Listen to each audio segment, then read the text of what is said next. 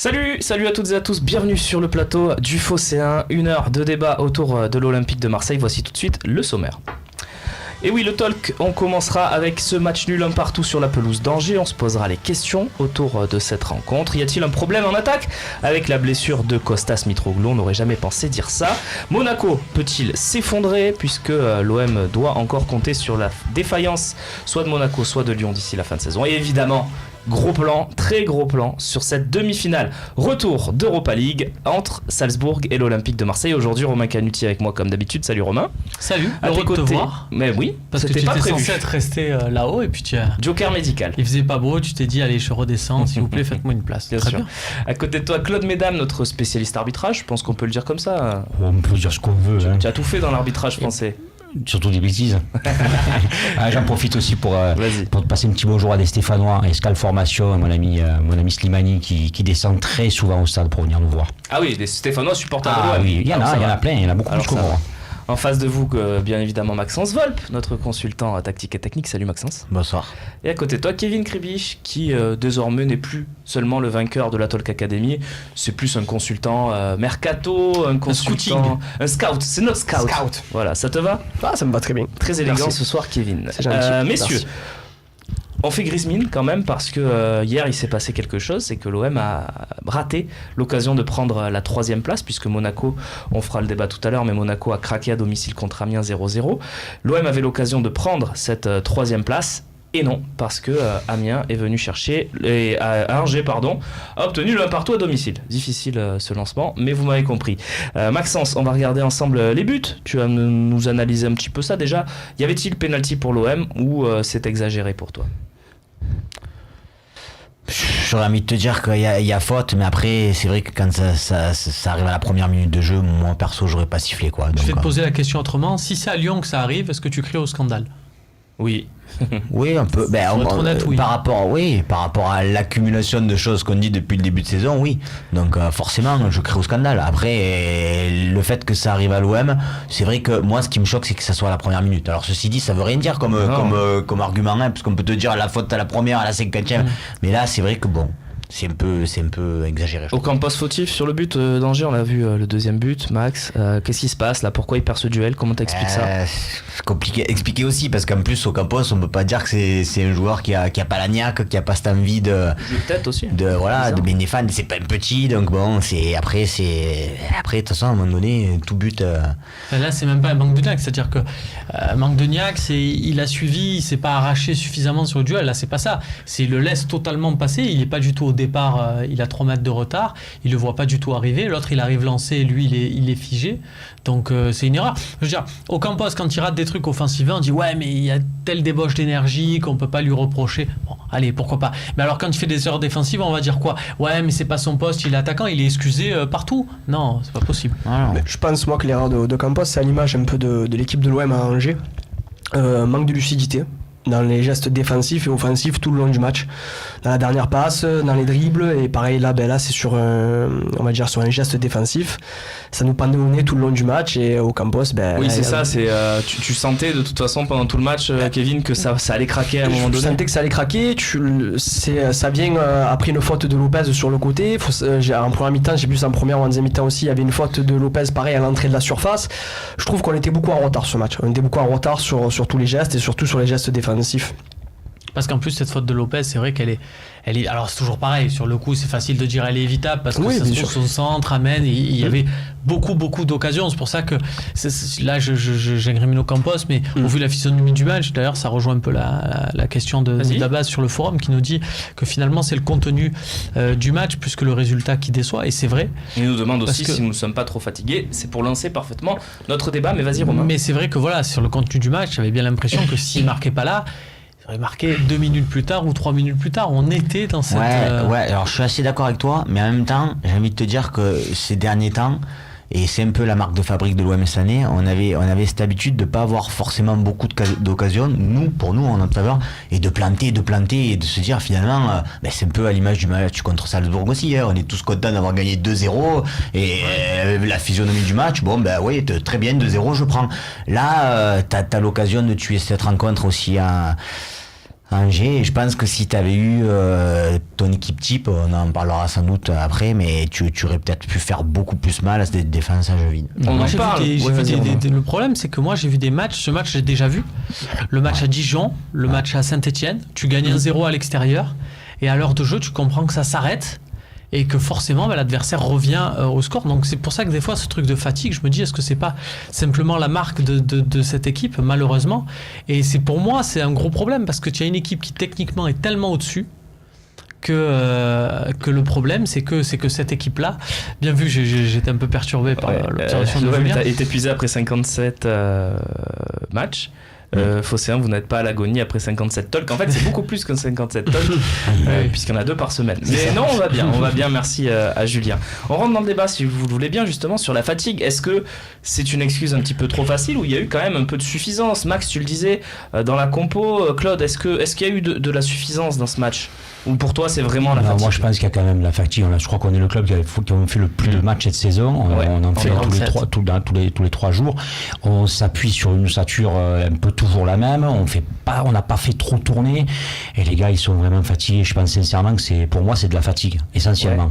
Max, je t'ai entendu parler de la compo. Pour toi, ça fait partie d'une certaine suffisance du coach. Comment tu l'expliques? Après, on n'est pas dans les secrets du vestiaire. Effectivement, on en parlait en off et vous me répondiez que Payet était peut-être un peu légèrement diminué. Mais enfin, je pars du principe que si tu dois gagner tes matchs, tes meilleurs joueurs et ton capitaine, c'est d'ailleurs ce que je crois Rudy Garcia a dit en conférence de presse, la dernière demi-heure, il fallait que notre capitaine soit sur le terrain. Moi, j'aurais bien aimé qu'il soit sur le terrain dès le début de rencontre, et que, comme on a su le faire aussi parfois cette saison, on puisse tuer le match plus rapidement et éventuellement économiser les joueurs après. Bon, puisque tu parles de Payet, on va écouter Rudy Garcia après le match, qui a expliqué aussi pourquoi Payet était là. Il explique aussi, il donne son avis sur la supposée fatigue de son groupe. Oui, bien sûr qu'on n'a même pas 72 heures de récup, mais on est habitué, et je pense qu'on n'a pas spécialement mal fini la rencontre. Donc, puis il y avait beaucoup de sang frais au départ du match. J'ai fait appel au groupe comme je l'ai toujours fait, et voilà, il y a des joueurs qui ont participé, comme Dimitri, qui était un peu en délicatesse. On a pris un peu même quelques risques à le faire rentrer, mais comme il fallait essayer de gagner le match, notre capitaine sur le terrain, c'était mieux quand on l'a eu, mais voilà, c'est la vérité de ce soir. Romain, fatigue ou suffisance? On y croit à ce que nous dit Rudy Garcia? Le problème, c'est qu'il y a aussi ce facteur fatigue, tu le sais, et donc il y a un moment donné où tu peux anticiper, même dans le coaching de Rudy Garcia. Alors, concernant Dimitri Payet, c'est sûr que on se rappelle tous de l'épisode. Alors, on n'est pas encore en finale, je m'enflamme pas, mais je me rappelle que Drogba, on le faisait jouer tout le temps, et puis à Monaco, à la 90e, sur un contact anodin, il s'était blessé, il avait fait la finale sur une jambe. Si c'est pour faire la finale avec Payet sur une jambe, je préfère perdre 2 points à Angers, je te le dis de suite. Le seul truc, c'est que Diego l'avait vu aussi comme toi. Vas-y, continue, Romain. Après, bon, Mitroglou, Drogba, c'est pas non, mais il n'y a pas de blessure de Payet. Il n'y a pas de souci. Mais non, mais voilà, moi, ce que je veux dire, c'est qu'à un moment donné, Rudy Garcia, est-ce qu'il n'était pas non plus possible, c'est une question, de bétonner? Moi, je pense que personne ne lui aurait pardonné que dès la 70e minute de dire... Personne lui en aurait voulu, tu veux dire? Voilà, excuse-moi. C'est pas grave. Je rebondis sur ce que tu dis, parce que dès que j'ai vu les changements qui se profilaient, je me suis dit c'est bon, on passe à 5 derrière et c'est réglé. C'était logique. Les commentateurs, c'est vrai, on dit non, mais Gustavo repasse au milieu. Je me suis et puis finalement, oui, c'est Gustavo qui repasse au milieu. Ceci dit, là, il a bien fini aussi, Louis. De toute façon, lui, il est bon partout, il n'y a pas de problème. Mais bon, c'est vrai que ça me. Mais de toute façon, vu la physionomie du match, un but sur un coup de pied arrêté aussi, Romain. Quoi qu'il arrive, on s'en serait pris un. Ah, mais vu que ça allait, il y avait le truc de Mangani avant qui avait la cage ouverte ou quoi. Quoi qu'il arrive, on en aurait pris un. Donc autant jouer à 5, vu que là, pour le coup, personne n'aurait dit ah ben c'est un OM petit bras ou quoi que ce soit. Tout le monde avait intégré ce facteur fatigue. Il y avait de la tête à Salzbourg ou pas, messieurs, quand même un peu dans l'attitude des joueurs Non, vous y croyez pas? Moi, j'y crois pas, parce que quand même, tu luttes toute l'année pour le championnat, et quand tu sais que la veille Monaco a fait une contre-perf, tu te dis ben là c'est l'occasion jamais de repasser. En fait, t'as pas la tête à Salzbourg. Le match à Salzbourg, je pense que tu as encore la tête au match précédent. Je m'explique. Tu es dans un état un peu d'euphorie, et c'est le problème. problème, c'est que quand tu dois t'arracher, c'était la configuration de ce match-là, et où tu dois à tout prix prendre un truc, quand tu es des fois un joueur, inconsciemment, tu es dans un truc, te dire, en ce moment, on est sur 4 victoires, machin, et tu es un peu sur ton... Et tu te dépouilles pas comme tu devrais te dépouiller. Ok, messieurs. Kevin, tu voulais ajouter quelque chose? Ouais, après, rapidement, Rudy Garcia, lui, il est toujours droit dans ses bottes. Il a fait ses 3 changements frais, comme il a dit. Il a fait rentrer Zambo, Germain et N'Ji sur ce match-là. Force est de constater qu'après ces 3 jours-là, ont été en deçà et n'ont pas fait un bon match aussi. Donc, ils lui ont pas rendu aussi sur le terrain la fraîcheur qu'ils pouvaient apporter. Donc, à partir de ce moment-là, c'est un petit peu compliqué aussi. Il est toujours dans son turnover logique avec ses 16-17 joueurs. C'était un peu compliqué. Oui, d'ailleurs, vous pouvez voter pour le Phocéen du mois et vous verrez que Rudy Garcia n'a utilisé que 18 joueurs pour toute la période du mois d'avril. C'est peut-être un des mois où on a le plus joué. Voilà, 7 matchs. Et dans ces 18, il y a Abdenour qui a joué juste quelques minutes en dépannage. Donc voilà, il tourne à 17 joueurs sur le mois d'avril. Qu'est-ce qu'il y a? Non mais en dépannage, j'aime bien, j'ai l'impression qu'il est derrière une vitre habillé en verre et que tu as cassé la vitre, tu as sorti toi Abdenour, tu l'as agité. Bien sûr. C'est génial. Merci Romain. On passe à la partie suivante, messieurs. Juste avant peut-être le classement pour voir les conséquences de cette contre-performance de l'Olympique de Marseille. Encore que, est-ce vraiment une contre-performance d'aller faire un nul à Angers qui à domicile est difficile à prendre? C'est une autre question, mais là il fallait gagner en tout cas. Et l'OM est à 2 points de Lyon désormais, avec un goal average négatif par rapport aux Lyonnais, 10 buts d'écart, mais seulement à 1 point de Monaco avec seulement 4 buts. La petite différence par rapport à avant, effectivement, c'est que maintenant, on peut, forcément, si on regarde juste au-dessus, on peut viser plutôt Monaco, qui en plus est en train de sombrer, et avec les 4 buts de différence au goal average, sait-on jamais. Qui sait, on verra ça. Régis Gourtner, on a un message pour toi. Gardien d'Amiens quand on soit la dernière journée. Oh, oui, qu'on félicite aussi, puisqu'il n'y a pas pris de but à Monaco. Puis il aime l'OM, ça serait bien. Tu ferais une belle doublure l'an prochain, Régis. Et on va voir le classement en entier pour voir qu'Angers, du coup, a quasiment acquis son maintien grâce à ce point, même s'il faudra peut-être encore aller chercher 1 ou 2 points, mais les Angevins devraient. Peut-être que sans ce point, ils étaient aussi sauvés. Peut-être aussi. On détaillera un peu plus le calendrier, tout ça, dans la partie consacrée à Monaco un peu plus tard dans l'émission. On va rester sur les conséquences de ce match avec la blessure de Kostas Mitroglou.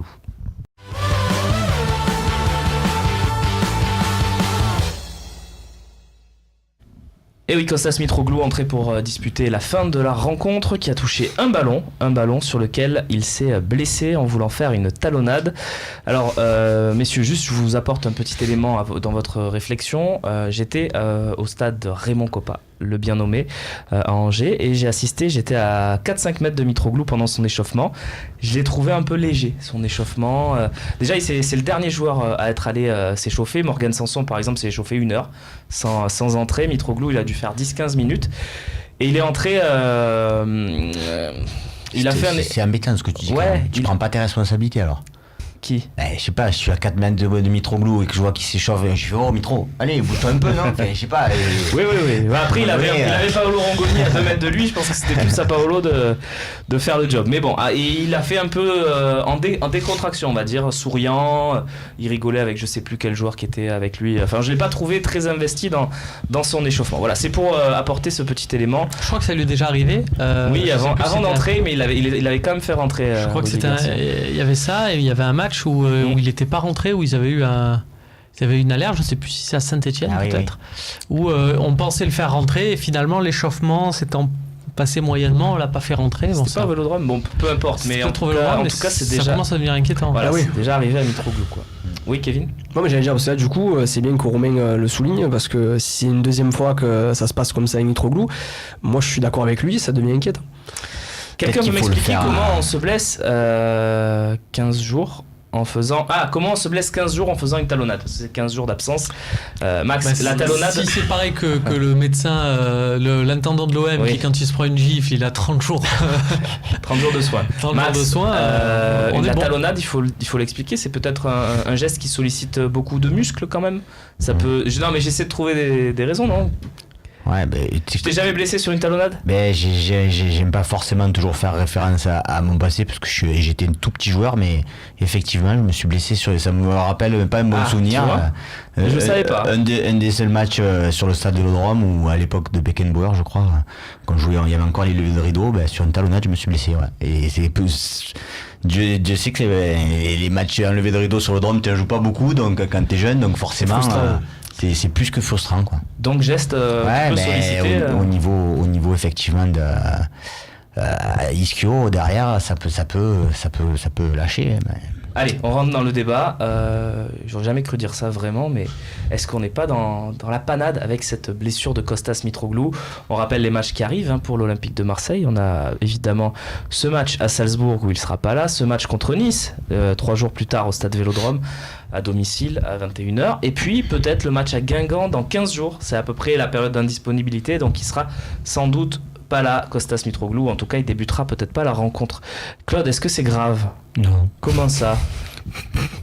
C'est pas grave, faut arrêter avec Mitroglou, je veux dire les gars, il faut... Mais c'est un phénomène. Ouais, phénomène, ouais, voilà, je vois, c'est un phénomène, il fait une talonnade, il apprend pour 15 jours, effectivement, c'est un phénomène. Non, il faut qu'on arrête avec Mitroglou, parce que franchement, bon, il a eu une période un petit peu faste, là, ces derniers temps, il nous a claqué un but ou deux, effectivement, mais quand bien même, avec le prix qu'on a payé et la réputation qu'il a, c'est la moindre des choses, premièrement, et la seconde des choses, c'est que on a besoin un peu de gens qui participent au jeu et qui ne sont pas seulement en position d'attente. Et lui, je trouve que c'est quelqu'un qui attend qu'on lui donne les ballons, même pour faire une remise, je le trouve emprunté techniquement. Alors, je sais qu'il y en a autour de la table qui n'aiment pas forcément Valère Germain, mais Valère Germain, il a au moins le mérite de se battre, de venir en retrait, de venir faire quelques mètres dans son camp pour venir récupérer les ballons. Pas de problème, Valère va faire le job. Mais il le fera pas plus mal que Kostas, je suis désolé, franchement. Romain, Mitroglou c'est fast, mais c'est furious aussi en ce moment. Bien vu, moi je suis... ça m'embête beaucoup parce que je crois au facteur mental, surtout sur cette fin de saison. Et je pense qu'il y a des joueurs qui se disaient que Mitroglou, finalement, ça pouvait être très utile aussi dans son jeu de remise. Il cherchait, moi je l'ai vu contre Lille et vraiment je trouvais ça intéressant. Que c'était, alors que tu pouvais te dire que pour un avant-centre, c'est l'occasion ou jamais de marquer 10 buts. Il cherchait à faire des passes, il cherchait ses coéquipiers. Et je me dis qu'il pouvait être beaucoup plus utile.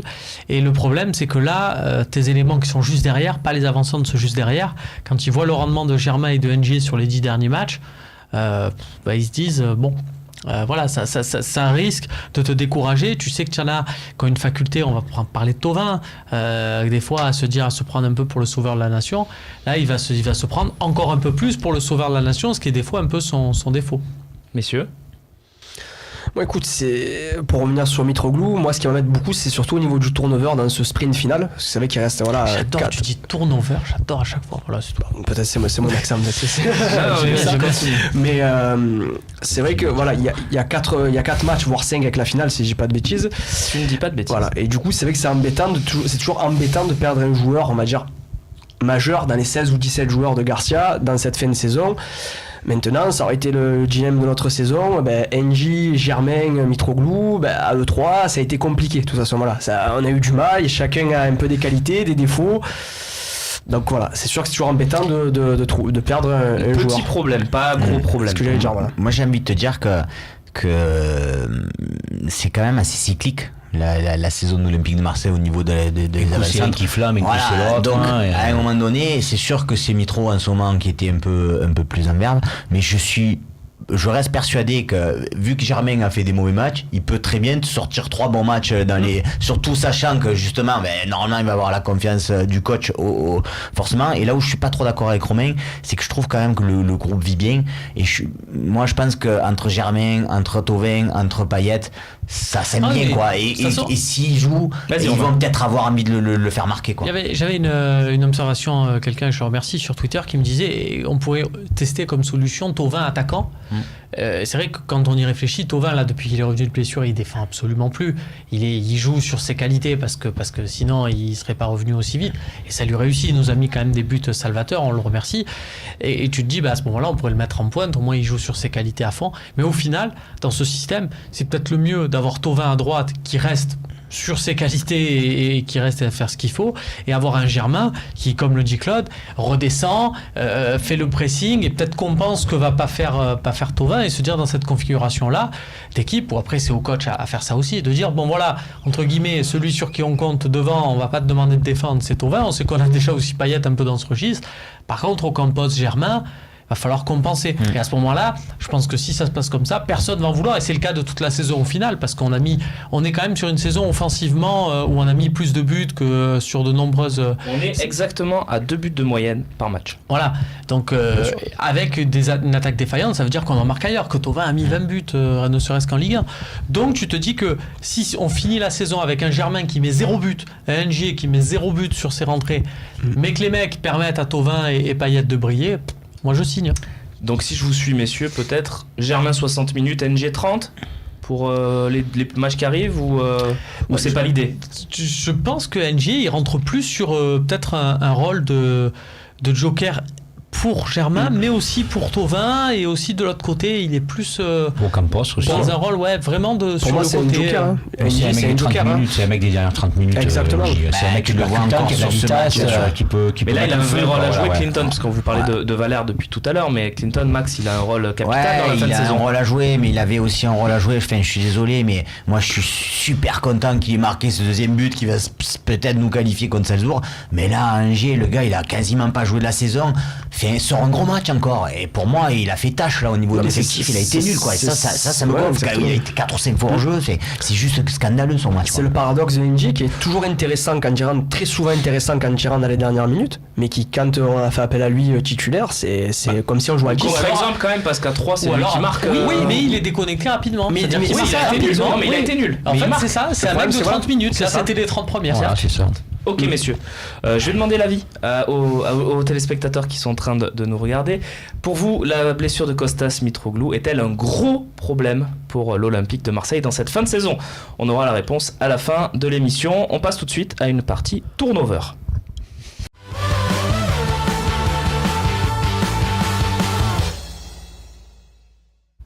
Le fameux turnover qui sera... Je vous interdis de dire turnover aujourd'hui. Vous pouvez dire turnover. Moi, ça me dérange pas. On dit Rudy Voilà. et turnover. Voilà. Aujourd'hui, on dit turnover pour faire plaisir à Kevin. Je vous Donc, remercie. turnover possible ou pas jusqu'à la fin de la saison. On le disait, on a changé 3 joueurs pour le match d'Angers. Max, est-ce que changer des joueurs à chaque fois dans cette proportion, on ne dit pas changer toute l'équipe parce que de toute façon, on l'a vu, Rudy Garcia ne change pas toute l'équipe. Est-ce que changer 3, 4, 2 joueurs jusqu'à la fin de saison, pour toi, c'est encore possible? Oui, parce que j'ai vraiment bien aimé Camara quand il a joué, donc je vois pas pourquoi d'ici la fin de la saison on lui donnerait pas du temps de jeu. Tu t'aperçois que quand tu fais jouer Zambo au milieu, forcément tu es obligé de laisser des joueurs sur le carreau, que ce soit ou Sanson ou Lopez. On était en train de parler d'Engie, même si c'est pas mon joueur favori, mais il va bien falloir qu'il ait aussi des minutes de jeu. Donc oui, il y a encore des joueurs à mon avis. Je l'ai pas cité. Je sais.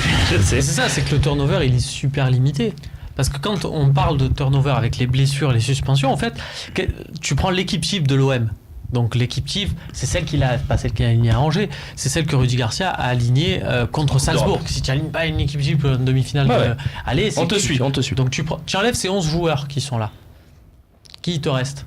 Il te reste Camara, mais qui sera peut-être appelé à jouer parce qu'il va remplacer Rami. Forcément jouer, ouais. Mais sinon, il te reste qui? Il te reste, Rolando. tu les as cités, Sanson, Rolando, Sertic, Zambo Anguissa et Ngier.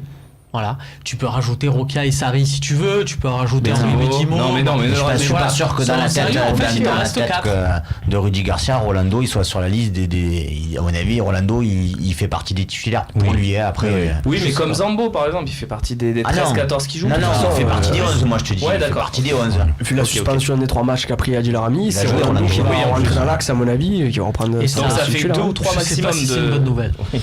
Ça, on a déjà entendu au précédent talk. Ouais, mais il y a eu ce tu match l'avais en bien plus. détaillé. Il y a eu ce match contre Angers et sa rentrée, moi, elle m'a pas du tout C'est vrai que ça rentrée rassuré. était très moyenne. Ouais. Ce qui a dérangé, j'ai lu beaucoup sur les réseaux sociaux, c'est que en fait ça a déplacé Gustavo au milieu. Et non, mais oui, je te vois sourire parce que c'était ta théorie au précédent talk. Non, mais tu as fait, alors on l'a vu le tweet, tu as fait au moins 100 talks depuis le début de l'année, tu t'es déjà trompé, Romain. Évidemment. Oui, évidemment, Voilà. tu dis beaucoup de choses. Forcément, il y a un moment donné où tu te trompes. Mais il y a un Surtout moment que tu donné, fais tous les talks. tu peux te tromper, mais tu peux avoir raison, hein, comme te le dit un Ouais, mais tu animateur vois, radio. alors là, de toute façon, ça sera un débat qu'on aura la chance, j'espère, d'en avoir d'ici la finale, si on va en finale. J'espère évidemment qu'on ira. Moi, je vois plus en finale un Gustavo au milieu et une défense Rolando Rami, surtout si Rami joue pas un championnat, plutôt que de faire redescendre et de sortir Rolando. Mais on verra, peut-être que t'as raison. Non mais moi je m'en fous d'avoir raison. Moi je veux que l'OM gagne. Ah mais oui. Non mais je te dis ce que je pense que Garcia fera. Là ce que j'espère vraiment, et je fais pas une fixette contre Rolando, j'aimerais aussi un très bon Rolando, mais j'espère vraiment, au vu de sa prestation à Angers, des qualités qui sont les siennes et de la fatigue générale de l'équipe, et du besoin qu'on a eu de relancer, de me dire que Camara va réussir, tu vois, par un trou de souris, à jouer sur un malentendu le prochain match et à ne plus sortir de l'équipe. Très bien, messieurs. Claude, quand même, parce qu'on a préparé l'émission avant de la faire, toi tu m'as dit non, je veux plus de turnover. Alors derrière le turnover, on a dit Merci. Turnover. Donc derrière le turnover, il faut voir ce qu'on met. Si c'est un joueur, 2, ça va, après pas plus. Il faut par la force des choses. Camara, il va bien falloir le faire jouer. Par exemple, le turnover, comme hier. Ouais. Non, ça non. Non, pourquoi ? Parce que d'abord, on a vu que les résultats ne sont pas probants avec ce fameux turnover déjà. Et secondo, il reste très peu de matchs. Donc il faut prendre le risque. Je t'arrête 2 secondes parce que vous dites un turnover comme hier. Mais hier, il y avait combien de joueurs ? Que 3 joueurs. Ben voilà, donc c'est ce qu'on dit depuis le départ. Mais moi, je dis par même pas 3 joueurs. Par exemple, hier, si tu suis Claude, tu mets pas NJ, mais tu mets Sanson dans ton 11. Ouais. Oui, mais le problème de hier, juste pour revenir, Non, par exemple. le problème de hier, c'est qu'il te manque tes 3 joueurs qui sont loin dans la dernière passe. C'est-à-dire qu'hier, tu avais ni Gustavo au milieu de terrain qui était en défense centrale une grosse partie du match, ni Payet qui est rentré à la fin, ni Sanson qui n'a pas joué du match. Donc ça, tu ne peux pas te le permettre, c'est ça que tu es en train de dire ? Là, c'est très compliqué. C'est-à-dire que voilà, je dis que le turnover, ça va 5 minutes, mais voilà, parce que les résultats, ils sont là. Il te reste 5 matchs à jouer. Tu as 2 compétitions, tu joues 2 compétitions, tu joues une place pour la Ligue des Champions qui peut-être pour rien, puisque comme on va gagner l'Europa League, on n'aura pas besoin de se qualifier. Donc c'est très bien, mais quelque part, bon, on ne sait pas à l'avance, donc il faut les jouer à fond. Tu me dirais, et puis on se bat depuis déjà le début de la saison, c'est long, et là il reste 5 matchs, il faut jouer le va-tout. À mon avis, il faut jouer le va-tout, il faut faire un effort. Alors alléger peut-être les séances d'entraînement, peut-être un peu plus de récupération, faire un peu plus à travailler au kiné. Du spray, des piqûres magiques. C'est pas ce que je veux dire. Mais sans dire, voilà, sans parler de topage, on sait très bien qu'il y a des joueurs, si tu veux les remettre sur pied pour 3 matchs, tu peux les remettre sur pied pour 3 matchs. Après, si ça peut être fait naturellement, c'est mieux. Maintenant, voilà, avec des herbes. Voilà, des herbes ou quoi. Mais non, mais sérieux, voilà, je pense que voilà voilà, au vu de ce qu'ils nous ont montré hier, ben voilà. Après, on parle de cette fin de saison comme si on était déjà sur les 2 derniers matchs, mais effectivement, il en reste 5. Et sur les 5, il y a des joueurs qui vont peut-être revenir aussi. 4 pour l'instant. Ne nous portons pas l'œil. Vraiment, bon, ce qui est bien, c'est que le point sur les blessés, on fait des talks tous les 3 jours, donc Sakai, c'est quasi fini. C'est mort, non ? Pas. Mitroglou, on l'a dit il y a 15 jours. Est-ce que Steve ne peut pas revenir revenir pour la finale Est-ce qu'il ne peut pas nous faire une Adil Rami et niquer la science ? En même temps, vu le match. Le problème là, c'est pas vraiment le poste de gardien de but, je trouve, avec le match d'hier, donc c'est ça le souci aussi. Et vraiment, je trouve que là, selon comment ça se passe jeudi, alors pareil, je veux pas augurer et se dire c'est bon, on a quand même gagné 2-0, mais selon comment ça peut se passer jeudi, tu peux économiser des forces. C'est pour ça que quelque part, je vais avoir la bonne solution de dire je prends les 2 parties et de dire comme Claude, maintenant c'est équipe type. Mais en fonction, tu peux faire des changements très rapides. Il y a des joueurs qui peuvent. Oui, dès que tu as assuré la victoire, on sort les cadres. Notamment Luis Gustavo, rappelez-vous de Luis Gustavo au mois de janvier. Des joueurs comme ça qui sont capables, intelligemment, dans un match, de lever le pied. Donc j'ai bon espoir que là-dessus. Et on l'a pas dit sur le débat de Mitroglou juste avant, mais il me semble quand même que. Quand il a été presque le meilleur de la saison, c'est quand il est revenu de blessure sur les 2-3 matchs qu'on suivi. Donc espérons aussi que ces 15 jours de repos vont lui remettre une petite dose.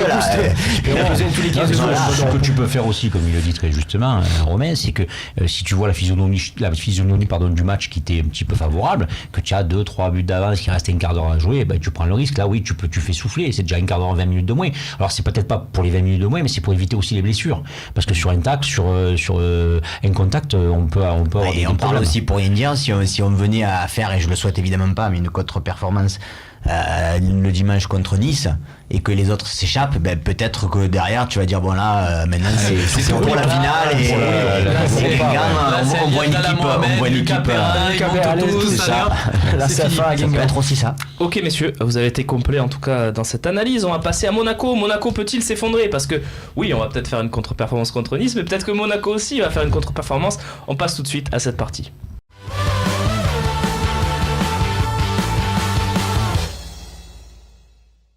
Et oui, c'est l'AS Monaco finalement qui craque dans ce sprint final, entre guillemets bien sûr, puisqu'ils sont toujours devant l'Olympique de Marseille. Petit classement, on va le revoir une dernière fois dans cette émission. Le classement, voilà, avec Monaco 71, Marseille 70, Lyon 72, Lyon qui n'est pas du tout assuré de quoi que ce soit évidemment non plus. On va voir le calendrier croisé avec notre spécialiste Maxence, évidemment, l'homme des calendriers. Je parle des calendriers avec les matchs et tout, hein. Je n'ai pas fait de calendrier voilà. Comme ça, non. Même si ça serait certainement très joli. Tu charges du stade, des trucs comme ça. Je me suis dit, même s'il est tombé dessus. Voilà, ça serait certainement très joli, mais tu n'en as pas fait. Tu es plutôt le spécialiste des calendriers comme ça. Alors, Max, est-ce que Monaco peut s'effondrer? C'est la première question. Et est-ce que Lyon a d'ores et déjà validé son billet en Ligue des Champions? C'est ma deuxième question. Écoute, Monaco peut s'effondrer, on est obligé de continuer d'y croire, hein, vu qu'il reste sur 1 point sur 9. Après, j'ai la théorie de mon frère à qui j'ai pas répondu hier d'ailleurs, que je salue parce que je me suis dit on va pas se prendre la tête encore, mais forcément il m'a dit à force de perdre des points ils vont se remettre à gagner. C'est vrai qu'on peut aussi tenir cette logique là et qu'ils gagnent les 3 derniers matchs Monaco et que forcément ils finissent devant nous.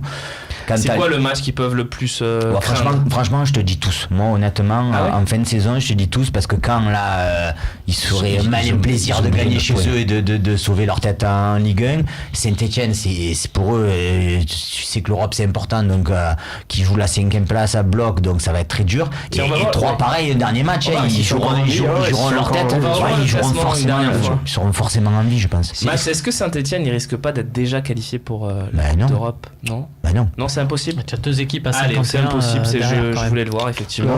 C'est bien ça pour Nice qui sera concerné aussi sans doute jusqu'au bout. Exactement, en espérant qu'il soit concerné jusqu'au bout, effectivement, mais au vu et on l'a vu sur les calendriers croisés, bon, Lyon malheureusement, et ça nous coûte de le dire, à mon avis, ils ont l'embelli, mais Monaco qui est en train effectivement de baisser de rythme, de baisser de pied, et qui va avoir 3 matchs assez difficiles, parce que tous intéressés par des gens qui ont soit besoin de points, soit qui cherchent l'Europe, avec un Saint-Etienne qui reste sur presque 13 ou 14 matchs sans défaite, ça peut augurer quelque chose de pas trop mal pour nous, d'autant plus que nous, bon, Nice, effectivement, ça va être le premier écueil. Guingamp, je pense que ça sera peut-être un petit peu moins engagé pour nous, et Amiens à la maison. Voilà, je prendrai en chasse Monaco pour la 3e place. Mais après Lyon aussi, je pense, parce Lyon, que là ils ont 3 matchs à jouer. Ils ont 3, je pense qu'ils vont peut-être les battre, mais après Strasbourg, dernier match à domicile, tu as peut-être envie de faire la fête, voilà. Ouais, c'est correct. Et recevoir Nice, c'est que Lyon là ils sont Aouar, Fekir, Mariano. Mariano qui joue même pas, mais surtout Depay et Bertrand Traoré qui sont en feu. C'est-à-dire que quand le ballon arrive dans un de ces 4, la connexion se fait avec les 3 autres et ils ont des occasions. Monaco, ils sont dans une situation difficile où ils ont énormément de balles pour récupérer des ballons. C'est-à-dire que c'est une équipe, il y a des artistes, il y a des Thomas Lemar et compagnie, qui est un super joueur. Mais le problème, c'est qu'ils ont plus de mecs pour les récupérer. Fabinho, j'ai regardé un peu Fabinho, c'est effarant, c'est incroyable. Et donc du coup, dans des configurations sur des matchs à Caen et compagnie, ça va être très compliqué pour eux d'aller chercher, parce que c'est pas sûr qu'ils aient énormément d'occasions. Et la déclat de leur entraîneur aussi, elle veut tout dire. Bien sûr, ce que j'allais dire, exactement. Sur Jardim, quand il dit là c'est grave, voilà, ça en dit long sur l'état, même le président aussi de Monaco. Thomas Lemar qui rate des gestes faciles en plein match, des attitudes qui ne trompent pas. S'il pouvait finir en roue libre comme le Bordeaux de Laurent Blanc en 2009-2010, où ils font un peu n'importe quoi, ça nous arrangerait. Et puis il y a ce truc aussi de joueurs qui sont dans des bulles, qui sont dans leur monde et qui ne comprennent pas. Là, ils se sont fait apprendre à partie par des supporters. Je crois que c'est une première dans l'histoire de Monaco. Et ils ont forcément un entourage tout autour, et voilà, qui sont là à leur dire mais c'est incroyable, on ne te mérite pas, on ne te comprend pas. L'an dernier, tu les as fait champions. Et donc voilà, ils ont du mal à se remettre en cause. Espérons qu'ils ne le fassent pas rapidement. On va regarder quand même. Ça nous profite. Tu disais Max 1 point sur 9. On va regarder la série en cours de Monaco, les 5 dernières rencontres de l'ASM, et c'est même pire qu'1 point sur 9, parce que il y a 5 points sur 15. Voilà, Ouais, ils ont gagné que le FC Nantes, Voilà. qui est un peu dans le même cas que Monaco. Ça fait un an qu'ils n'ont pas gagné un match. Puis ils le ont marqué FC Nantes, 4 buts, ils en ont pris 13. Hein. Ils ont bien vu. Et puis bien de vu, mémoire Claude. en Rennes, ils avaient souffert aussi. Hein, donc bon, voilà. Non, mais c'est sûr que pour le coup, le fait d'avoir perdu 7-1 à Paris, je pense que ça leur a vraiment fait mal. C'est celui-là qui a fait vraiment mal, je pense, à Monaco. Hein. Et le fait qu'il y ait beaucoup de joueurs démobilisés, c'est sûr qu'en fin de saison, surtout quand encore une fois tu joues 3 équipes qui eux jouent vraiment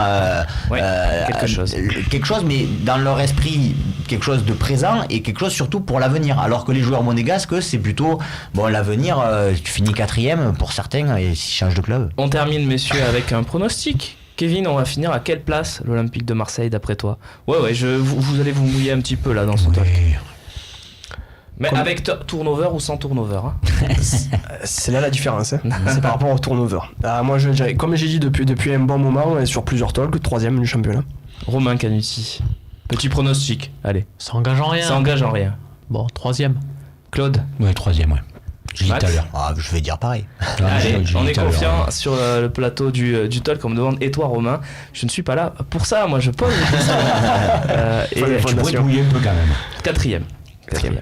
Mais on va gagner l'Europa League. Allez, et justement, on y passe à l'Europa League. On va affronter Salzbourg, évidemment, jeudi, là-bas, dans la Red Bull Arena. Mais qu'a fait Salzbourg ce week-end?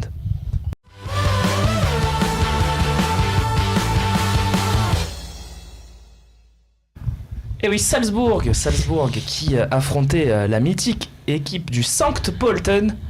Voilà, vous la connaissez certainement, sûr, évidemment. c'est un faux Kevin, quel joueur a recruté à Sankt Pölten? T'as le droit de dire je sais pas, une fois dans ta vie. Moi c'est Valon Berisha. Non, à Sankt Pölten. À Sankt Pölten? Oui, l'adversaire du Red Bull. Sankt Pölten, non, là, Non, j'ai pas ça ira. parlé de Salzbourg, non, ça va, Sankt Pölten, laisse tomber. J'ai pas trouvé de pépites là-bas. On va regarder Alors, d'abord leur composition d'équipe. Non, d'abord les buts, c'est pareil, avec Aïdara qui ouvre le score. Bon joueur ça, Kevin. Très bon Aïdara. joueur, Aïdara. Très Aïdara, bon milieu joueur. droit. Samba Sekou aussi, très bon joueur. Ils ont 2 jeunes d'origine guinéenne et malienne qui sont vraiment très très intéressants. Donc ce but d'Aïdara sur un centre de Berisha, non, je crois. Non, c'est Gulbrandsen qui s'en Et qui était au départ de l'action. Et puis un but d'un japonais, on savait pas qu'ils en avaient un. C'est on l'a Takumi Minamino. Ouais, meneur de jeu de Salzbourg qui est beaucoup dans la rotation cette année, mais très intéressant. J'adore ce nom. Minamino, évidemment. Et voilà, on l'a trouvé puisque on la voulait cette composition d'équipe. Avec Ils ont fait bien tourner. je vous par propose de rapport regarder le banc. Voilà déjà Dabour, Wang, Kaletakar, Ulmer, c'est des joueurs qu'on a affrontés cette semaine. Et puis dans les titulaires, on remarque qu'il n'y a que Lainer, Aïdara, Samasekou et c'est tout. Qui était Yabo qui était rentré. Non. Ouais, l'Olympique de Marseille qui, C'est Schlager, par rapport à Gulbrandsen certaines qui était infos, rentré. qui est intéressé par Yabo qui est en fin de contrat à Salzbourg. Yabo. Ouais, joueur de 26 ans, joueur d'origine allemande, qui est en fin de contrat cette saison et qui intéresse la cellule de recrutement de l'Olympique de Marseille. D'accord, c'est bien. C'est bien de regarder. Non, mais Ouais, non, mais il joue pas beaucoup ce Yabo. Il a beaucoup plus joué l'année dernière, il a Ouais. une saison beaucoup plus complète. Cette année, il est un peu plus dans la rotation, mais c'est un joueur qui est très intéressant. Il a aussi à sa dizaine de passes décisives. D'habitude, il joue un peu plus milieu de terrain. Là, il a joué en attaque, ce qui est surprenant. C'est plus un joueur qui remplace d'habitude Aïdara ou Schlager sur un milieu central, milieu de côté. Très puissant. Après, Ok. bon, on va voir. C'est un joueur qui est libre. À 26 ans, ça peut être toujours intéressant, vu que Salzbourg a quand même une bonne équipe. À voir. On a Pixie60 qui nous dit effectivement, c'est à titre de comparaison, c'est comme si l'OM avait gagné 2-0 à Metz ce week-end. Voilà, Romain, ils ont plus de matchs importants à jouer non plus. Voilà, ils sont champions. C'est un championnat particulier. L'Autriche, on sait, il y a 10 équipes, donc c'est un peu comme l'Écosse. Tu rencontres 4 fois, c'est Ouais. aller-retour. Donc voilà, tu te connais bien, tu sais gérer un peu les adversaires. Il compare si l'OM a gagné à Metz, mais je vous mettrai au défi de faire aujourd'hui une compo de l'OM avec 4 titulaires et il faudrait trouver les Et 7 d'aller gagner à Metz. et d'aller de mettre 7 Ils sont autres. un peu plus large niveau effectif. Oui, et puis peut-être que vraiment leur championnat est vraiment un peu plus pourri aussi. faible. Oui, sur la longueur, ouais. On va y aller, on rentre tout de suite dans l'avant-match. Allez-y, vous aussi avec le hashtag LiveTalk, il vous reste quelques minutes pour poser vos questions, interpeller nos consultants, demander à Claude par exemple s'il a trouvé que l'arbitrage du dernier match était parfait, demander son avis sur Anthony Gauthier par exemple qui sera l'arbitre dimanche de l'Olympique de Marseille. Anthony Gauthier, c'est 4 matchs de l'OM cette saison, aucune victoire par exemple, on peut le souligner. Voilà, demandez ce que vous voulez, posez vos questions, hashtag LiveTalk sur Facebook, Twitter, évidemment le forum du Phocéen. Tout de suite c'est l'avant-match.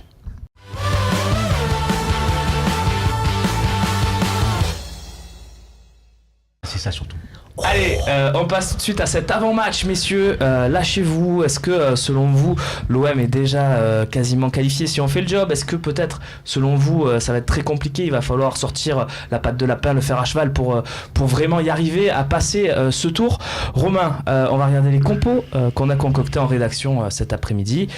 Tu vas nous expliquer pourquoi on a fait ces choix. Et puis Max et les autres, vous allez nous dire si vous êtes d'accord. Oui. Surtout avec cette compo possible de l'Olympique de Marseille. Romain. Si tu reprends la compo au match, il y avait une petite hésitation. C'était sur ce poste de Luis Gustavo, derrière ou devant. L'idée de remettre Rolando à ce moment-là est pas idiote dans le sens où tu vas en avoir besoin derrière sur les autres matchs. Tu peux pas le laisser sur le banc, le sortir au dernier moment. Et même si Maxime Lopez... Excuse-moi, que Rami, c'est fini en championnat. Il ne jouera plus cette saison. À moins que l'appel soit efficace. Un appel qui n'est pas suspensif. Donc à moins que la commission d'appel soit saisie assez rapidement et donne finalement raison à l'OM. On se doute qu'il y a peu de chance. Voilà, on reste donc dans cette configuration-là avec un Maxime Lopez donc qui en ferait peut-être un peu les frais. Voilà, à voir aussi. Il a joué les 2 derniers matchs aussi titulaire. Maxime Lopez, c'est les 90 minutes. Ouais. Très bien. Max, est-ce que tu penses que ça sera ça déjà, première question? Je pense que ça sera ça. Mais je garde quand même un petit pourcentage de chance sur pourquoi pas une défense à 5, même si j'y crois pas forcément énormément. Je me dis que ça peut être une solution. Faisons-le. Max, tu mets ta défense à 5, tu mets Gustavo avec les 2 autres. Ben oui, forcément. Mais tu fais quoi après? Tu mets. C'est pour ça tu que lèves qui? C'est pour ça que je te dis que je pense que ça ne sera pas, mais. Est-ce que par exemple tu lèves Germain et tu fais Payet, Thauvin, Campos avec Sanson et Zambo ou Sanson et Lopez? Qu'est-ce que tu fais? C'est quoi que tu ferais pour faire ta défense à 5? Moi, c'est ce que je ferais. Ah, vas-y. C'est-à-dire, quitte à laisser par exemple Ocampos en chien fou, en poulet sans tête, tu dis comme tu veux dans l'axe, et puis un Payet à gauche, Thauvin à droite, et puis Sanson, Maxime Lopez par exemple. Moi, si je fais ça, donc du coup, je suis sur la même idée, mais je me demande si je fais même pas jouer Zambo. Oui, tu le renforces vraiment. Tu peux positionner les joueurs différemment sur le terrain aussi, en gardant exactement la même composition, en mettant Luis Gustavo entre Rami et Rolando devant, en sentinelle, et tu écartes Payet côté Ocampos et Sanson entre Thauvin et Germain. Sachant que les ailiers, les arrières, c'est quasiment des ailiers. En phase offensive, tu vas avoir un apport, et tu as Luis Gustavo qui va faire tour de contrôle et qui pourra faire de la bonne relance. Avec des relayeurs comme Sanson et un organisateur avec Payet. Oui, à voir, ça peut les perturber vu leur système. C'est vrai que. Voilà, tu peux jouer comme ça. Ils ont 2 attaquants, mais. On va le voir, leur système. Vas-y Romain, continue. Non, mais si tu pousses leur milieu sur les côtés à défendre, vraiment, ça peut leur poser des questions. C'est l'éternel débat qu'on a eu toute l'année avec. C'est au moins ce qui nous a. Au moins, attention, il nous a apporté d'autres choses, parce que je veux dire, mais la réflexion que nous a apporté Bielsa, c'est qu'on voyait bien sur les schémas comment ça se rencontrait, nous, qu'on avait une équipe qui s'adaptait. Alors voilà, le de Salzbourg, même si ça pourrait être aussi un losange, on l'avait vu. Max au Vélodrome, c'est Wolf qui jouait derrière les 2 attaquants. Wolf qui était un peu la surprise, ça pourrait être Schlager aussi qui était sur le banc. Kevin, cette équipe elle te plaît toi, hein? Tu m'en as parlé un petit peu. Des joueurs que j'aime beaucoup, moi surtout le Valon Berisha, c'est comme on dit, c'est Kosovar.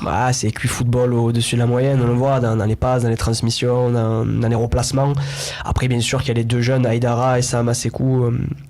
Tiens, je vais t'en poser une. Qui serait titulaire à l'OM cette saison dans cette équipe? Qui serait titulaire à l'OM cette saison? Je pense déjà qu'Ale Takar, le défenseur croate, aurait pu prendre une place à côté de Rami. D'accord. C'est un jeune joueur très montant qui a une très belle cote en Europe. Défenseur gauche, il pourrait venir remplacer Rolando. Ulmer, Leiner, c'est meilleur que Sarr et Amavi ou pas? Leiner pour moi est un vrai latéral droit, c'est-à-dire dans la continuité, c'est-à-dire il a beaucoup plus d'expérience que Sarr à ce poste-là. Maintenant on a Sakai normalement qui est, je pense pas que c'est non plus c'est supérieur à Sakai. Ulmer par rapport à Amavi, non, je garderai Amavi par rapport à son âge. Donc pour l'instant 1. Sama Sekou.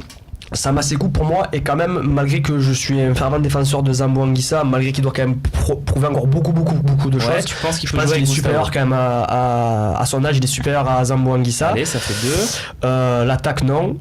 Pourtant je sais que j'avais parlé de quelques temps de ça sur Twitter, même avant qu'on tire Salzbourg, j'avais déjà fait un topo sur Wang. Je parlais de ce jeune joueur très tonique qui doit encore se perfectionner dans le dernier geste, mais qui est quand même qui était un point 2 en fait. Et moi après c'est Berisha photo alors. Berisha le problème c'est que Berisha, même s'il joue sur le côté gauche là dans un 4-4-2, il est quand même dans un poste où on a Dimitri Payet.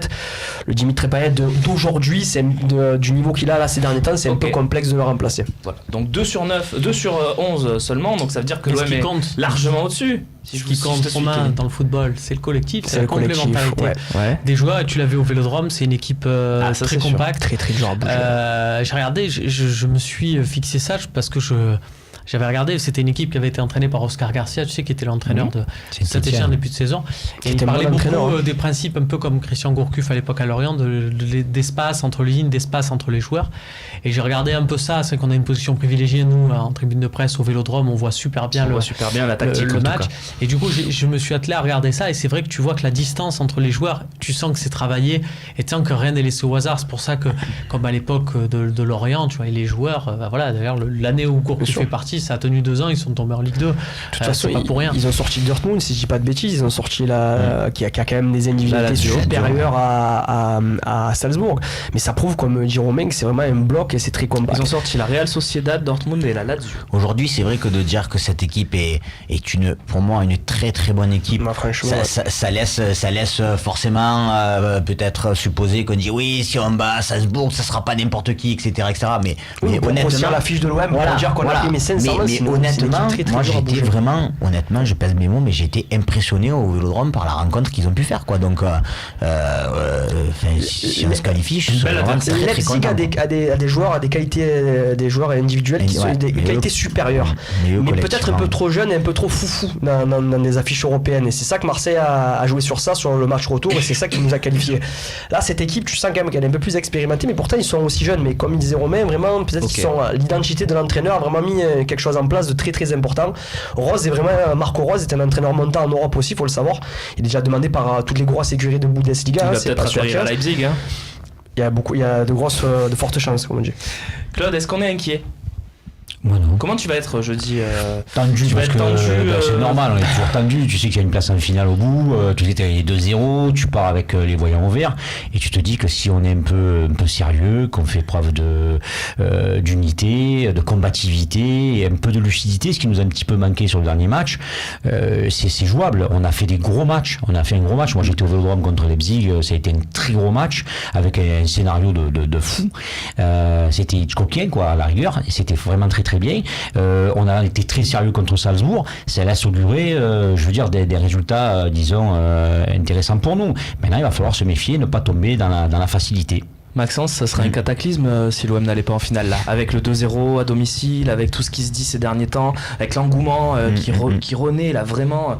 On a vu un Vélodrome incroyable contre Leipzig, un super Vélodrome contre Salzbourg. Ça serait catastrophique. Qui s'est rempli en quelques heures. En record. Ça serait une catastrophe, non? Ah ouais, là, ça serait une énorme déception, ça c'est sûr. Surtout que on a beau avoir dans la tête tout ce qui s'est passé en Europe ces dernières semaines avec ces renversements hallucinants, n'oublions pas quand même que quand tu gagnes 2-0, si on se met quelques semaines avant, quoi, ça va, 2-0, t'es qualifié normalement, quoi. Et si je te dis on perd ce match, on est éliminé, mais on finit deuxième, tu signes? J'aime bien te piéger, Max. Ouais, parce que ça te donne une place en finale, mais t'es pas sûr de gagner la finale. Après, sur un match, moi je signe. Tu signes? Ouais. Kevin, tu signes? Il est raisonnable, Max. C'est une finale là. Ouais, mais moi j'irai à l'encontre de ce que j'ai dit depuis le début. J'ai vraiment envie de voir l'OM en finale de Coupe d'Europe.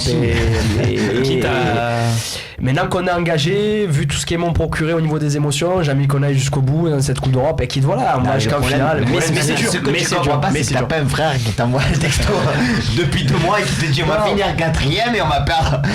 Je sais qu'il serait il serait un peu plus comme toi. J'ai un grand frère qui me dirait la même chose. C'est une question à lui poser, tu vois. Mais toi, je te demande pas parce que je sais que tu prends de toute façon, tu signes pas évidemment parce que toi tu veux aller en finale, Romain.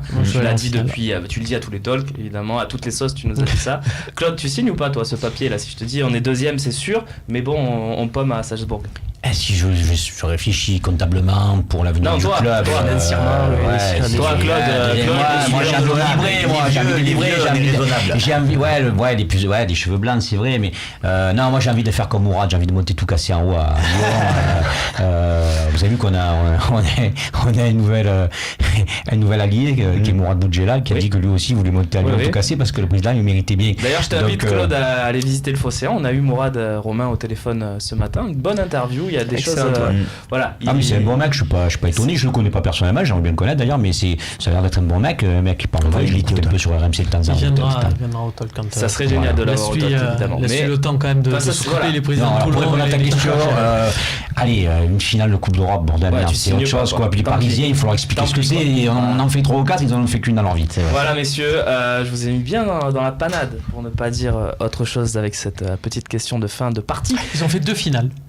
Rendons-leur ça quand même. Oui. Ils en ont gagné une, ils en ont perdu une. Nous, ça sera notre 4e. Notre 5e. 5e. Et encore, on compte pas l'Intertoto.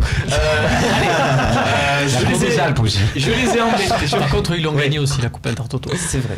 On la compte pas alors. Je les ai embêtés. Maintenant, c'est à vous de le faire avec les questions-réponses.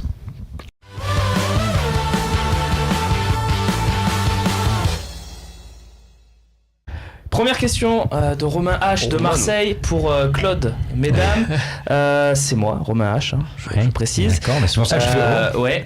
Commission de discipline, tu as fréquenté évidemment ces milieux. Tu es surpris par la sanction? Parce qu'il y a des gens qui nous ont dit non, on n'est pas surpris, on savait que ça allait se passer comme ça. Ou oui, vraiment, ça t'a surpris de voir une sanction égale pour Lopez et Rami. Qu'est-ce que t'en penses toi? Parce que t'as vraiment fréquenté ces milieux-là qui sont quand même opaques pour nous, je vais vous donner une petite anecdote, je vais pas faire le vieux combattant, je vais vous donner une anecdote. Du temps, le président était Jean-Claude Dacier, il me demande de l'accompagner en commission d'appel, et c'était, rappelez-vous, quand Souleymane Diawara avait piétiné Néné. Contre le Paris Saint-Germain. Voilà. Oui. Donc à un moment donné, il prend 2 matchs, je crois, ou 3 matchs, je ne me rappelle pas. Il me dit écoute, viens techniquement, il faut que. Voilà, l'arbitre, c'était Monsieur Lannoy. Il n'était pas de Grenoble, c'était Lannoy l'arbitre.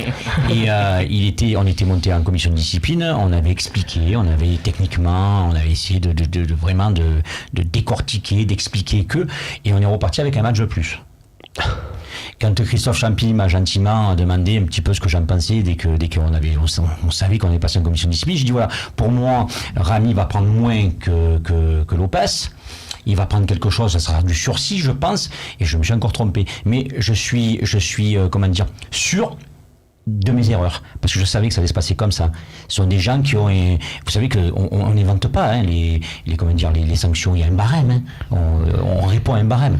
Bon, apparemment ils s'en servent pas trop, donc je suis pas étonné. C'était quoi le barème alors là? Normalement, je le connais pas par cœur, mais en tout état de cause, ils peuvent pas être sur le même barème. Un Rami qui cherche un petit peu des noises verbalement et qui cherche le contact physique, qui cherche un peu l'embrouille, on va dire. L'embrouille, c'est vrai, comme on dit à Marseille, il essaie de s'embrouiller avec le doigt pointé, il est séparé. Quand vous voyez aussi au passage que Mandanda c'est la même chose, qui prend pas un match alors qu'il est à peu près pareil et qu'il est peut-être un peu moins véhément et que c'est pas son style. Vous avez Marcelo qui a commencé à foutre la merde, il prend pratiquement rien. Tu l'avais déjà vu ça, 2 matchs de sursis? Ouais, c'est rare quand même. Ouais, franchement, je vais pas me faire des copains, mais c'est des branquignoles, quoi. Je veux dire, honnêtement, ils perdent toute crédibilité. C'est eux qui passent pour des idiots. Puisqu'on y est, cette théorie que l'on comme quoi Aulas, Lyon aurait quand même du pouvoir, c'est totalement fake ou il y a quand même cette petite influence. Moi, je pense que c'est quelqu'un de, je l'ai déjà dit, je me fais pas d'amis en disant ça, mais je vous dis, c'est quelqu'un de très machiavélique, il est très intelligent. Il est vraiment très intelligent. Après, je pense qu'il doit avoir de l'influence sur le football français. Oui, je pense. Je pense qu'il pousse les gens à l'autocensure, voilà. Et je pense que les gens de la commission, de manière générale, se disent derrière ça peut avoir des répercussions parce que derrière c'est lui qui met en place les gens. Faut savoir que quand c'est lui qui met en place les gens. Nathalie Bois-de-la-Tour, voilà, a été élue. Enfin, je veux dire, il suffit de revoir ses déclarations en disant avant lui il disait je pense que ce serait bien que ce soit elle. Personne ne la connaissait avant, d'un coup paf, elle est élue. Et derrière, quand il y a une élection comme ça, derrière il y a des personnes, il y a du personnel administratif, il y a des gens qui sont employés, c'est des emplois, c'est des salaires qui sont versés chaque mois. Des gens qui se disent des gros salaires pour pas grand chose, c'est-à-dire que c'est des salaires où quand tu regardes ton virement au début du mois, tu vois qu'il est rentré, tu te dis c'est pas dans l'ordre logique des choses, c'est quand même un petit cadeau. Et ces gens-là, ils se disent mais ce qui peut se comprendre, on mérite peut-être pas la situation dans laquelle on est, donc on va tout faire pour y rester. Donc peut-être que si on se met à dos Jean-Michel Aulas, qu'on sort des clous, machin, il va péter un petit câble, etc. Et ça peut nous mettre en danger. Voilà. et lui, il a besoin de rien faire.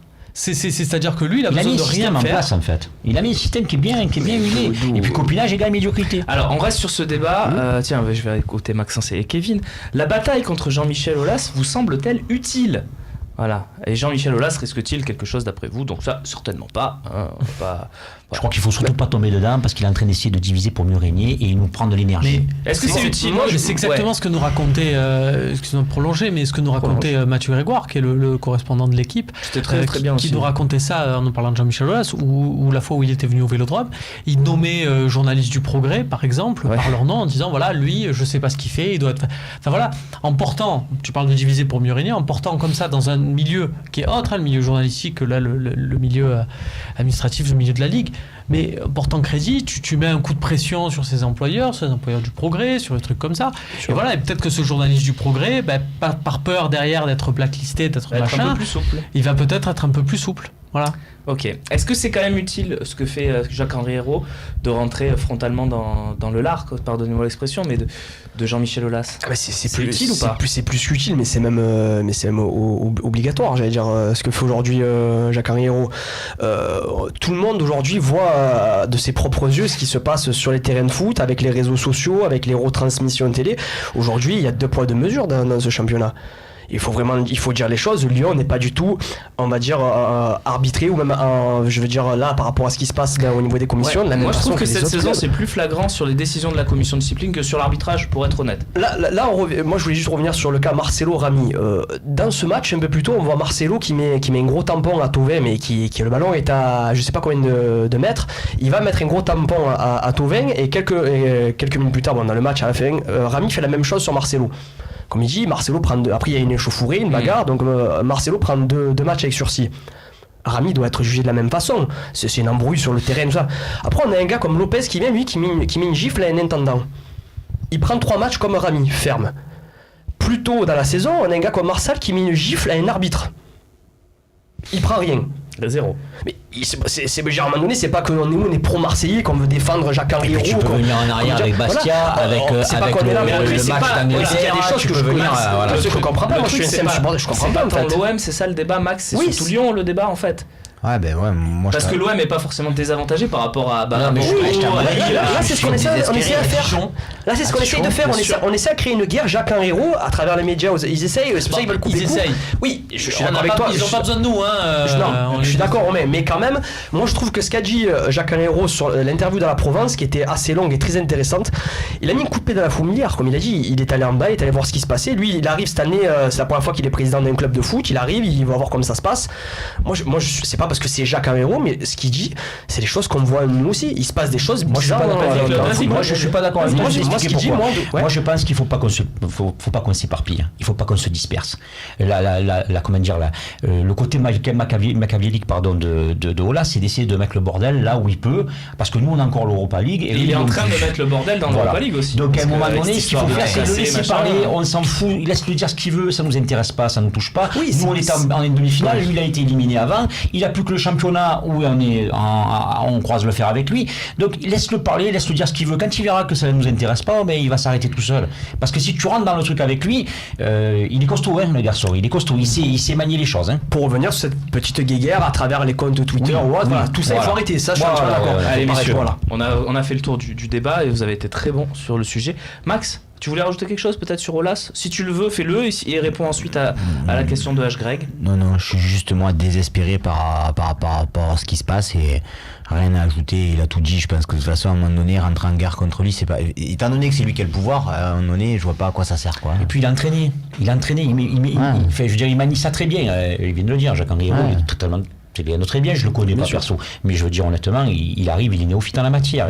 Il est candide quoi. Allez messieurs, il reste 3 ou 4 minutes. On va essayer de faire encore 2 ou 3 questions. Donc on va essayer d'être rapide, même si c'était très intéressant de prendre le temps sur le cas Jean-Michel Aulas. H. Greg, au vu de son âge, Gustavo ne doit-il pas rester en défense centrale et se concentrer et est-ce qu'il faudrait pas du coup se concentrer sur un 6 au mercato d'été, Max? Si tu recrutes un Gustavo plus jeune, un joueur de ce profil-là, moi ça me va très bien. À ce moment-là, je suis d'accord avec Romain, on le met en défense centrale. Mais tu ferais quoi toi? Tu chercherais un vrai 6 ou plutôt un vrai 5? Je pense qu'il peut encore. Je pense qu'il peut encore jouer au milieu de terrain. Après, peut-être que s'il veut finir sa carrière à l'OM, voilà, dans un futur un peu plus éloigné. Parce que Monsieur Mercato, est-ce que ça existe un Gustavo plus jeune? Un Gustavo plus jeune? Ouais. Pourquoi ça n'existerait pas? Réfléchis, tu nous le dis à la fin de l'émission. Vas-y, réfléchis. Mets-toi dans ta bulle, trouve-nous un Gustavo plus jeune, t'as 2 minutes. On passe à la question suivante. Elle arrive. Avec évidemment Camille et Nico à la réalisation de cette émission. Zako, avec la suspension de Lopez et Rami, qui perd le plus entre Lyon et l'OM? Rapidement, tour de table. Romain Canucci, qui perd le plus? J'ai une inconnue Gorgelin, donc je peux pas te répondre. J'espère que ce sera Lyon. Tu m'as dit qu'il était nul. Je dis qu'il est pas terrible. Nul, je me permettrai pas. Il perd beaucoup en Bernard Lopez. Le problème, c'est que quand Lopez a démarré, je me suis dit c'était nul parce que c'était censé être le troisième gardien. Le problème, c'est qu'on a aussi Gustavo qui est suspendu à Guingamp. Ça fait Gustavo et Rami suspendus pour ce match. C'est un match clé, ouais. Claude, qui perd le plus? Je pense que c'est nous. C'est nous? C'est Rami, ouais. Rami, là, en défense, on le voit quand il est pas là. Hein. Max? Moi, je pense que c'est eux aussi, parce que je me dis que de toute façon, on a parlé du turnover tout à l'heure, et qu'il va bien falloir... Pardon, là, par la force des choses, Rami va s'économiser, c'est pas plus mal. Kevin, qui perd le plus? C'est nous. C'est nous, très bien. Tu as ton joueur? Garde-le après la liste des Bleus dévoilée la veille de la finale de la Ligue Europe. Si l'OM y est, le timing est plutôt mauvais. Vous êtes d'accord avec ce constat, Max? Le 15, il y a la liste, et le 16, il y a le match de la Coupe d'Europe. Tiens, est-ce que ça peut jouer sur le mental des Olympiens rapidement, Max? Oui, forcément. Mais en même temps, ça peut jouer dans le positif comme dans le négatif. Donc, Mais c'est pas d'ailleurs la liste finale, je crois. C'est une liste. Non, je crois que c'est les 23. À vérifier. Je crois que c'est la première annonce. Je crois que c'est la première. Il y a une liste de 30 d'abord avec les. Voilà, donc. La première annonce de Deschamps. Ouais, mais la première annonce de Deschamps, je crois que j'ai l'info, c'est pour ça que je me permets, Romain. Il a dit je donnerai mes 23 le 15 et je cacherai ma liste de réservistes, je la donnerai pas. Voilà. Donc il me semble que c'est les 23 le 15. Après, peut-être qu'ils sont revenus là-dessus et que j'ai pas suivi, mais je crois que c'est la liste finale. Mais là, l'info, c'est une info officielle. C'est les 23 le 15 mai. Voilà. D'accord. Donc, ouais, c'est vrai que c'est pas très heureux, d'autant plus qu'on a quand même. Est-ce qu'il faut pas faire une pétition pour que ça soit le 17 mai? Ouais, voilà, je vais te dire, il y a peut-être même pas besoin de faire une pétition. Mais ta pétition, tu l'auras pas, c'est un timing FIFA, tu peux pas. Ah non, tu peux. Ah oui, ils peuvent, ils ont jusqu'au 25 ou un truc comme ça pour la donner, la liste. Je pense que s'il est pas trop bas, il n'y a pas besoin d'une pétition. À mon avis, si tu vas en finale, Deschamps de lui-même, il la dévoilera peut-être le 17. Après, je peux c'est à souhaiter, en tout cas. On fera certainement. On ira plus loin sur le Fossé 1 sur ce dossier. On se qualifie d'abord pour la finale. Voilà. Et après, on met le feu à la Fédé. Kevin, le milieu défensif qui ressemble à Gustavo, s'il te plaît. Qui ressemble à Gustavo. Le jeune là que Maxi veut. Ouais, mais je crois que vous avez parlé sur le Fossé déjà, si j'ai pas de bêtises. Moi, c'est le joueur qui me plaît beaucoup, c'est Tapia de Feyenoord. Ah oui, en fait, c'est toi qui en avais parlé. Ouais, peut-être c'est vous, je me rappelle, peut-être j'avais dit, et qu'après on l'avait pris sur... En fait, c'est un milieu défensif qui, vous allez le découvrir la Coupe du Monde avec le Pérou, c'est le milieu défensif du Pérou. Il a 22 ans. Ce qui est bien, c'est que cette année, il a basculé sur 2 postes, donc c'est un 6 de base, donc c'est vraiment un gars qui pourrait vraiment remplacer Gustavo. Et il a joué beaucoup aussi défenseur central dans certains matchs, du fait de sa capacité technique et de relance. Donc il est très très intéressant, c'est un joueur de 22 ans, ouais. Tapia, vous allez découvrir. Qui pourra le remplacer éventuellement. Vous allez découvrir avec le Pérou, vraiment une très bonne. Mais après, voilà, il a fait Feyenoord, je veux dire, c'est pas que l'OM, mon avis, qui va être dessus. Ils sont deuxième du. Non, le deuxième. Non, le deuxième, il le connaît très bien aussi. Il est capable de faire la bascule. Ah. Elander. Hein. Oui. Elander, il est capable de faire la bascule dans les 2 postes. Hein. Ouais. Après, cette année, il est un peu en dedans. Ça arrive.